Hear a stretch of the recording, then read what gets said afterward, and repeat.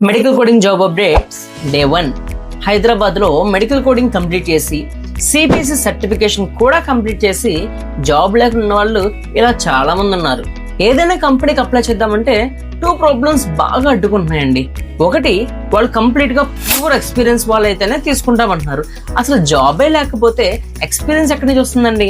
సరే ఓకే, ఏదోలా కష్టపడి జాబ్ వస్తుందిలే ఫ్రెషర్స్ అనుకుంటే సెకండ్ ప్రాబ్లం ఇదేంటంటే, మీకు నాలెడ్జ్ ఉందా లేదా సెకండరీ, బ్యాక్ ఎండ్ లో డబ్బు కట్టుకోగలిగితే జాబ్ ఇస్తారు. ఇలా ఉంది ప్రస్తుత మెడికల్ కోడింగ్ పరిస్థితి.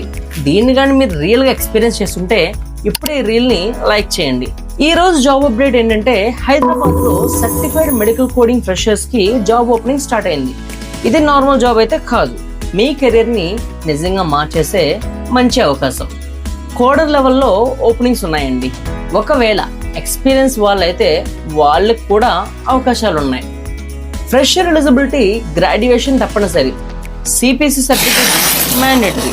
ఎక్స్పీరియన్స్ వాళ్ళకైతే ఈఎన్ఎం ఐపీలో 2 years, ఓపీలో 1.6 years, radiology, renals, ED, neuro surgery కనీసం 1 year ఎక్స్పీరియన్స్ ఉంటే తీసుకుంటున్నారు. సర్టిఫికేషన్ లేకుండా no entry.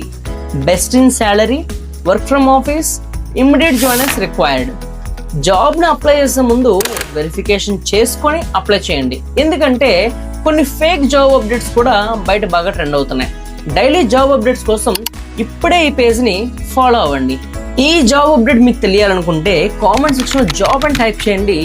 Complete job details నేనే మీకు పర్సనల్గా డిఎం చేస్తా. Thank you. Signing off doctor K Durga Prasad.